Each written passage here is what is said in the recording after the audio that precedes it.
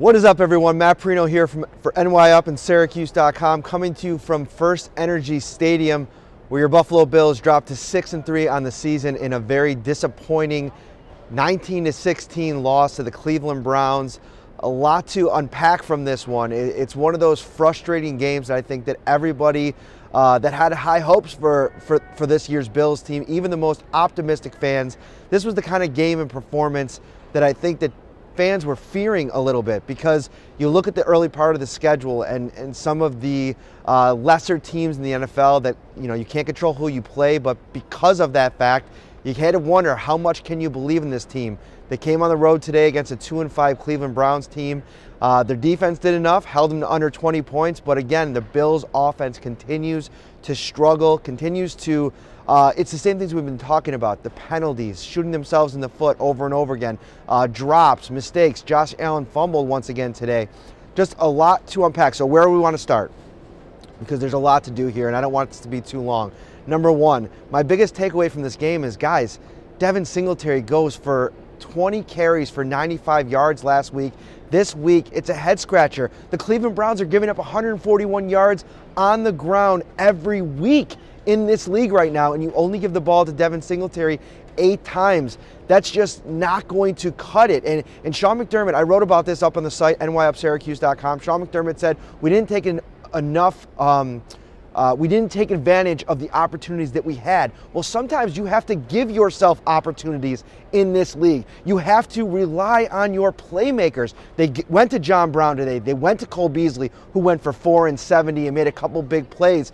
But if you're not going to give the ball to Devin Singletary, who's shown in his limited run here this season that he can make plays, I don't know how you're expecting to win games in this league. They did enough, I think, in this game on defense to keep the offense in the game. The goal line stand in the first half was absolutely unbelievable. You went around the locker room asking all these guys, Lorenzo Alexander, Micah Hyde, Jerry Hughes, have you ever been a part of anything like that? 8 straight plays. The Cleveland Browns were at the 2-yard line of the Bills, and they on third down they got a penalty, got a new set of downs, and again 4 straight stops for the Bills, 8 in a row. It was absolutely unbelievable. Completely shifted the momentum of the game, because the Cleveland Browns came out in the first quarter and punched the Bills in the mouth again this week. Nick Chubb in the first half, 80-plus yards rushing, 120 yards rushing for the Browns in the first half. Again, the Bills figured it out in the second half, and opportunistic plays for the defense. Tremaine Edmonds, big safety to open up the third quarter to bring the Bills to a tie at 9-9 with the Browns.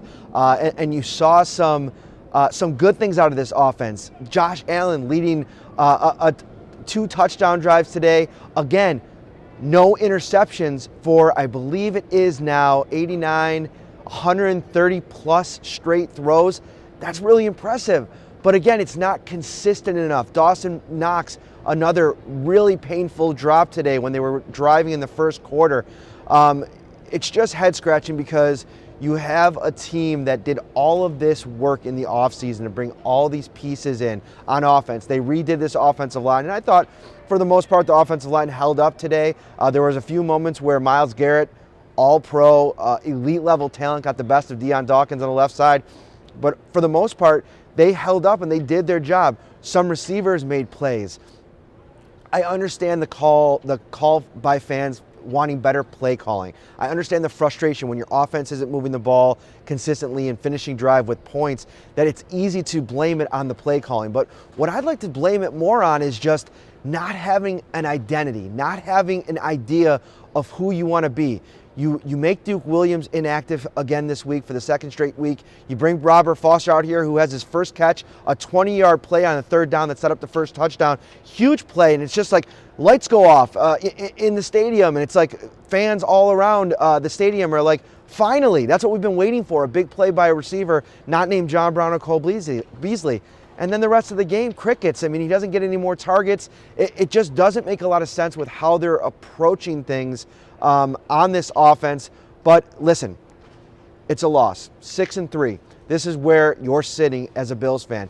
Some frustration. There was obviously some frustration in that locker room, but things are, you're still in the driver's seat. You're a game and a half up on a lot of teams. Obviously Tennessee won today. That makes things interesting, but you have a win over them.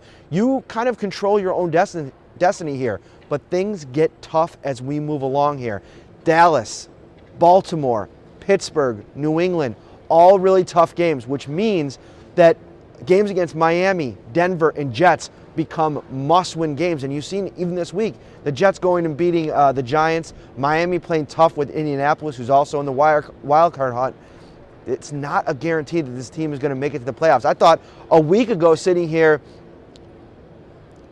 last week in the stadium after the Washington game, I was sitting there like, I was trying to figure out how this team wouldn't make the playoffs. Now I'm trying to figure out how they're going to do it, because going on the road against Pittsburgh, going on the road against New England, and going on the road against Dallas, those are three really tough games. I think that those are tougher games than the one you saw played here today. So a lot of questions. Sean McDermott, Brian Dable, Leslie Frazier, we'll talk to them tomorrow. It's about going and correcting the mistakes.